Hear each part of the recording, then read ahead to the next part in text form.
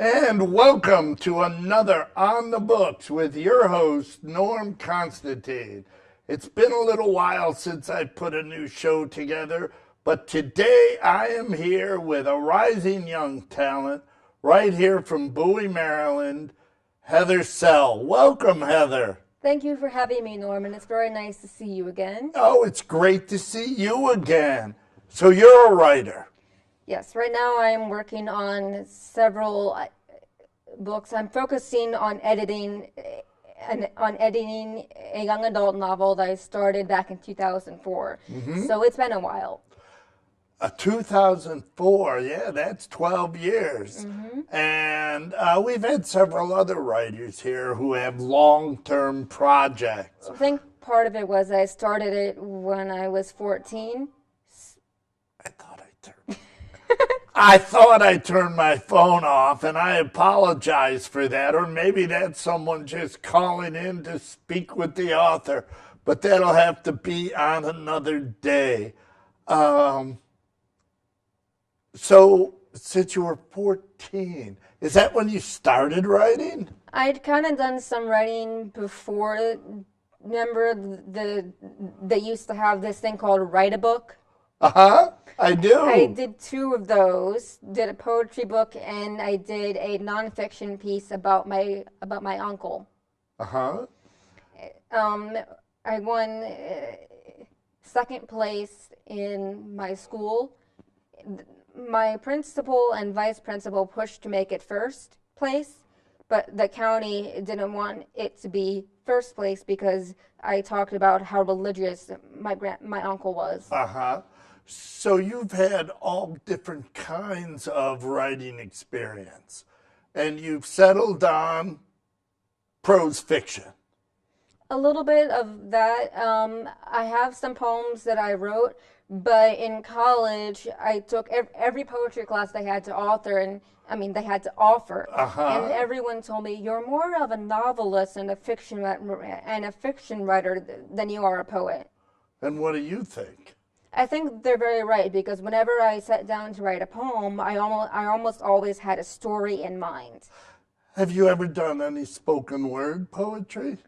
I did some open mics where I read my poems. I'm thinking about writing some that are more spoken word. I have this idea for a musical, but I don't read or write music. So I'm going to write the lyrics and possibly connect with a friend to write it.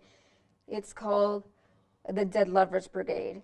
The Dead Lovers Brigade. I like the title, although I don't quite like being dead. But it's about this guy who's 30 and God or some higher power is like, you're 30 years old and you don't have a partner.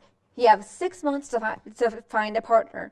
And he's assigned these 3 dead people as matchmakers. Okay, that's really very interesting. I was 30 without a partner also. And by the time I was 31, I was married.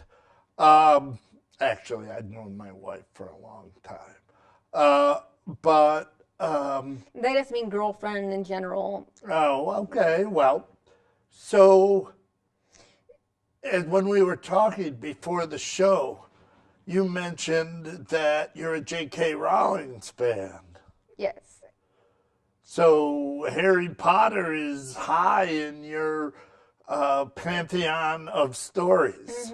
I started reading Harry Potter because, well, my dad took me to the library, and a lot of fans will go, blasphemy! But I didn't quite know that the second book was not the first book. So I read the series second, third, fourth book, then first, second, third, and fourth, because I read the first 4 books 4 times each. Okay, well, I read the 6th book. I read the 5th book twice, and then the 6th and 7th book only once, because by then I was so focused on my own writing and reading as many other books as I could. Now, you also mentioned that you actually tried a little Harry Potter fan fiction. For a hot minute, yes. So fan fiction wasn't your cup of tea. I liked reading some of it, but sometimes I would read it and I think, if this person just changed the names around, she'd have a perfectly good story, and she had a lot of them. They had really good stories, really excellent concepts, but because they tacked on names like Harry Potter, Hogwarts, and Severus Snape, they couldn't get it published. But if they changed the things around, then they would have been, possibly, if they were very passionate about writing, they could have gotten it published. Because I felt fan fiction had a lot of people writing who were super talented, but they were limiting themselves by writing fan fiction. And I understand fan fiction as a start to writing, but there were several people. I don't remember their usernames, of course, but I really wish that they'd gone on to write more, like of their own stories. Well, a lot of times, like on TV or shows will start and they'll have spin-offs. Yeah. Are spin-offs possible in the fiction business? Yes, but I think that you'd have to have the author's permission, or it would have to be done like the Fantastic Beasts and Where to Find Them, the movie that's coming out now this year, is basically a Harry Potter spin-off. It's set in the past by someone who wrote one of the textbooks that they used in Harry Potter. And it actually is a book that you can buy. It's one of the textbooks. Okay. And so it's kind of about the process of that book being written and composed. Okay, so we've been talking about stories and spin-offs. What makes a good story in Heather's mind? You need to have strong characters. That's the cornerstone for me. And you need to know, and I can't believe some people get published without this, you need to know the correct versions of you, your, and then the three, there. There. And there. So you need to know you are versus you own and versus you are. Or theirs as in they own stuff that's over there. And Yeah, in my writing groups, I write a little myself, of course, and in my writing groups, I'm often criticized because I don't use contractions. They say it makes my dialogue somewhat stilted. I can see that. But I also grew up Being told not to? with Sister Mary Christmas saying, never use contractions in formal writing. Well, dialogue isn't always formal. That's why in fiction, you can get away with, say, like a double negative, because that's how people talk sometimes. Not in my world, but no, I'm just teasing. So your stories are character driven. Yes. And so do you just not worry about plot? I do worry about plot, but I'd much rather have a strong heroine than I would have a book that's so focused on plot that there's no development. Because Harry Potter has very strong characters. Yes, it did. And there's also a big plot. But if it was just a plot, I would be flipping pages and say, why do I even bother at this point? Oh, okay. Well, But the reason I like it so much is because of the characterization, because even the smallest characters have these backstories. So when you write your own stuff, do you create backstories that even though you may not use it? Absolutely. Okay. So all of your characters have a complete life. Maybe not a complete life where I know like how old they were when they lost their first tooth, per se, but I know enough about them to separate, to make them unique and well-rounded. So would you say then Harry Potter, many people would say, is genre fiction. I would have to disagree. Okay, disagree. Because at the time it was written, that genre, it didn't really exist yet. It didn't. Fantasy Fantasy didn't existed. exist. Fantasy did. Okay. But the kind that she wrote about kids in school and kid wizards and that kind of thing Okay. was completely new. And that's why no other book is going to have the same level of success as Harry Potter. Because if you publish a book these days about people learning magic in school, it's not going to get as popular because Rowling did it first. Okay.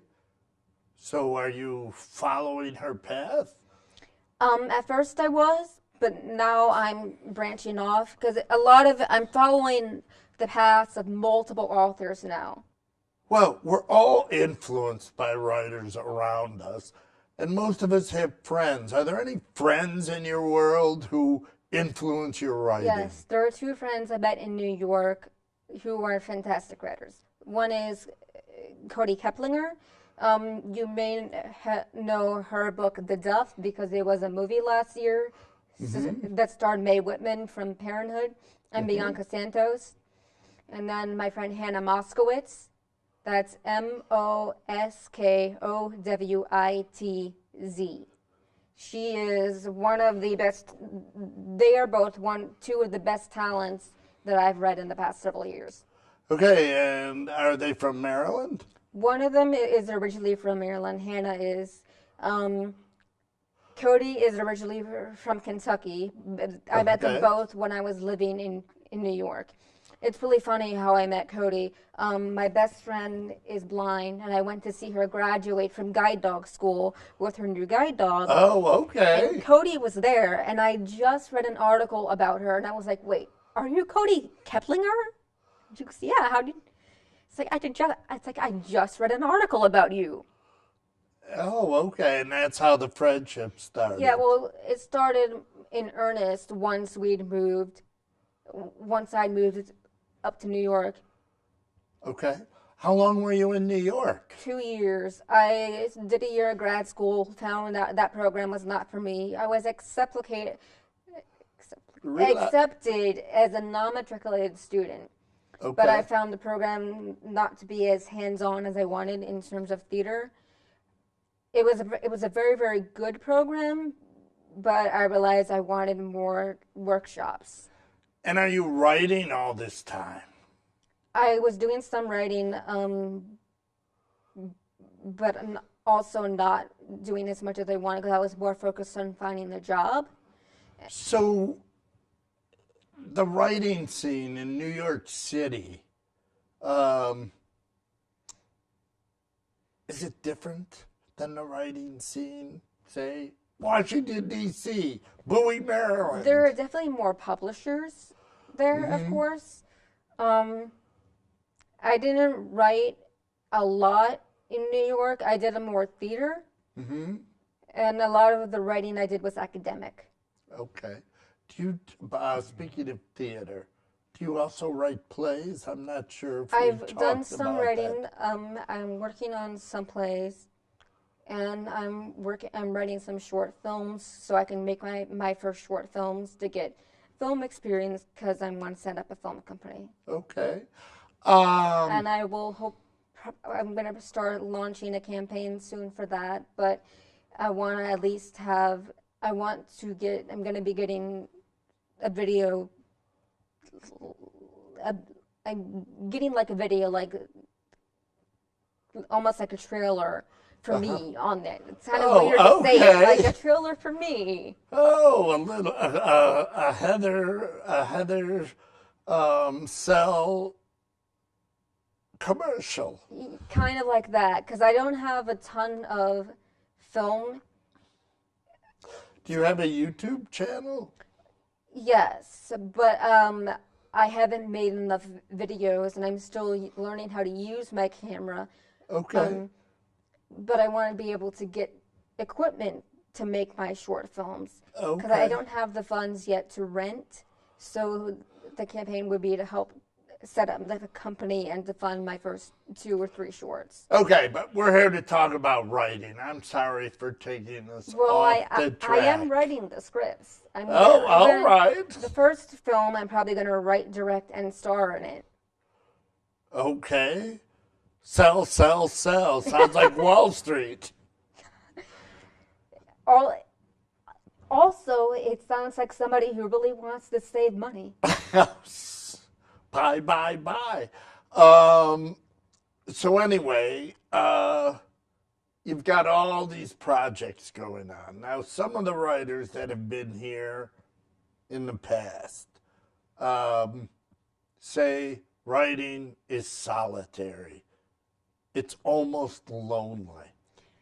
I think it can be, but you really have to get out there and experience things, I've learned, in order to get the inspiration, or you have to be one with your mind and like, I'm saying that from the point of view of be willing to write about yourself and be honest about yourself.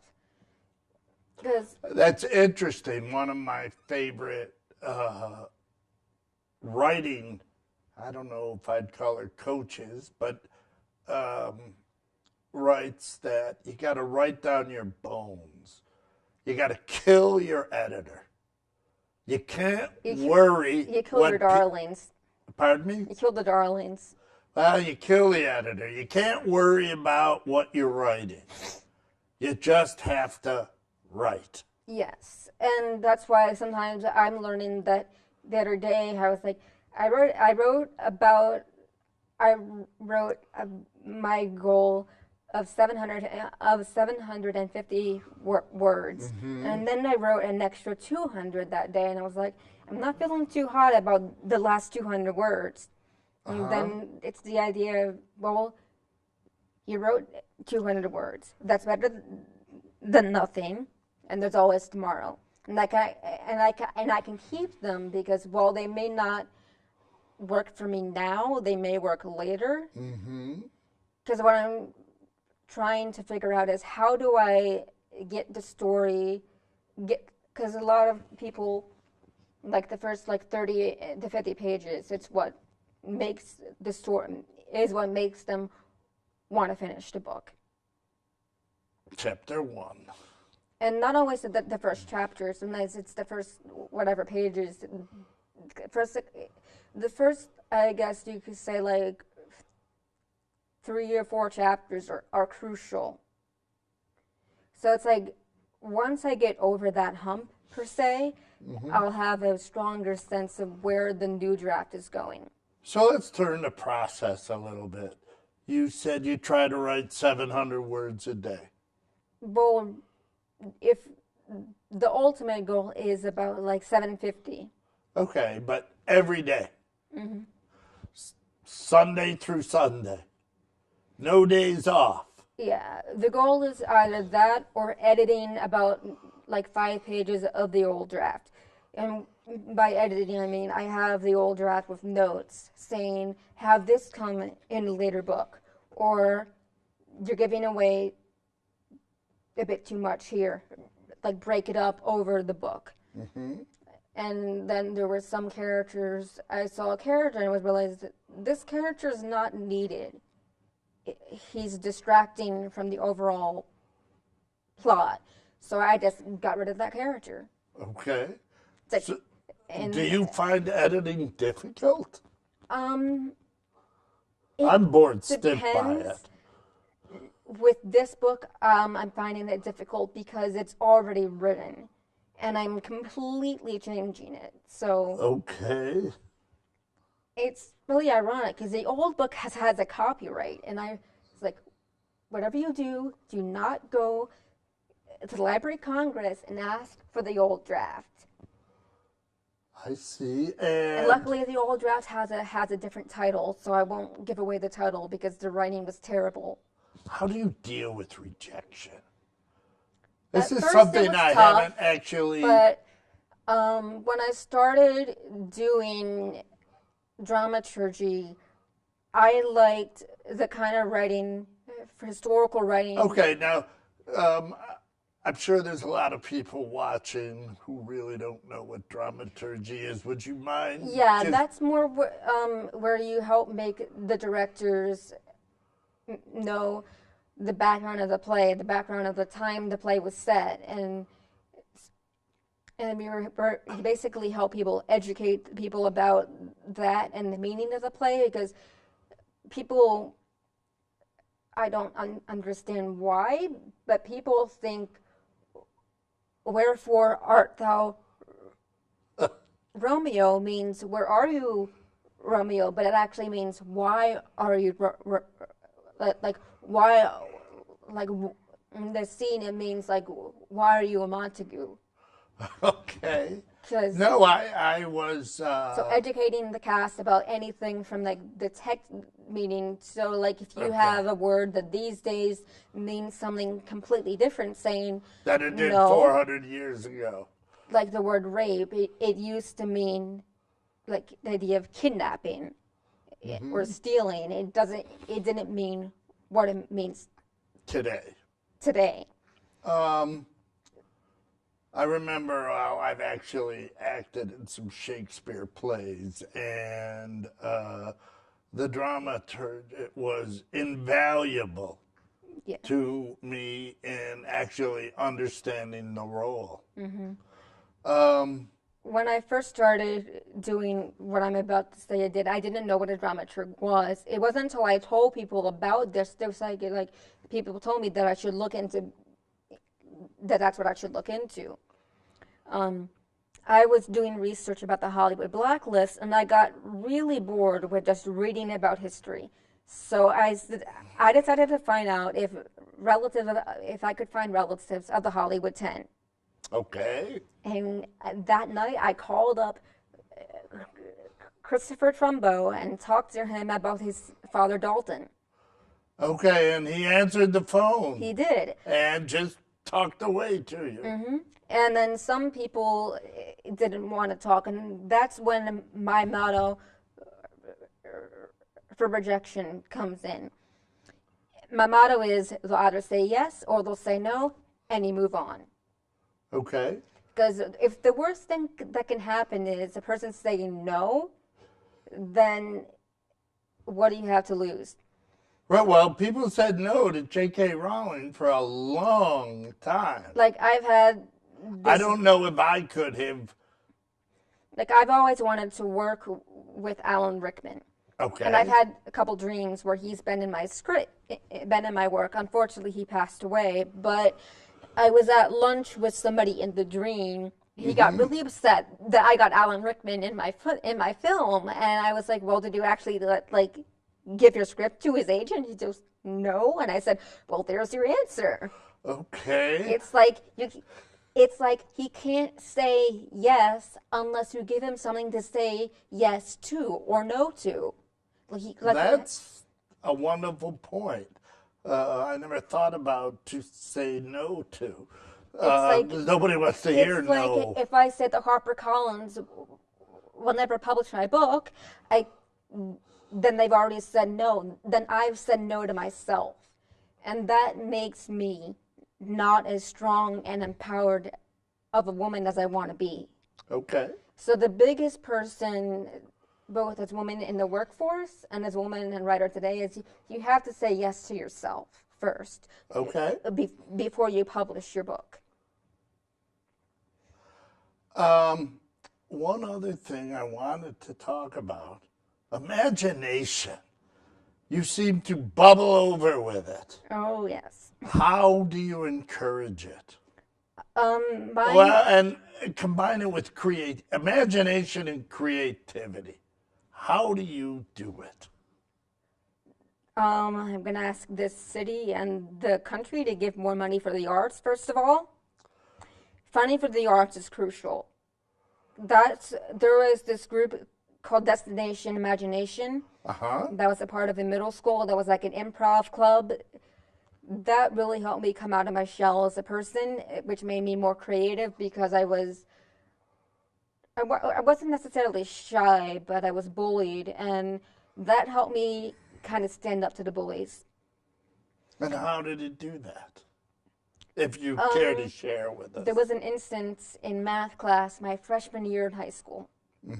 Bowie High used to give out, I don't know if they still do because I was only there for a year, but it was about 2004 or 2005, and they gave out these silver, gold, and bronze IDs based on your GPA. I had a gold one, which meant I had a 3.5 or higher. And this kid said I was stupid because I stuttered. So I held up the ID and said, "Do you know what this means?" And he goes, "I don't know." I said, it means I have a 3.5 GPA or higher. And based on your performance in this class, I don't want to know yours." And he left me alone for the rest of the week. Okay. Because the teacher knew it was true, he knew it was true, and I knew it was true. That he was failing that class. Sounds like there might be a story there. But I'm probably going to use that in a story, but I remember the entire class goes, "Oh, she did not just say that." I was like, "Yeah, I did." okay. And when you went off to college, you studied writing. Same major I wanted in 8th grade. When I was at Bowie, my senior friends, they had to keep telling me to shut up because I knew exactly what I wanted to do. And half of them were like, "We have no clue what we're going to do. Shut up about writing." Oh, okay. So you always knew. Yeah. And nothing's going to change that. Nothing changed. 8th grade, I had the same major I wanted, and I Goucher that I wanted when I was in 8th grade.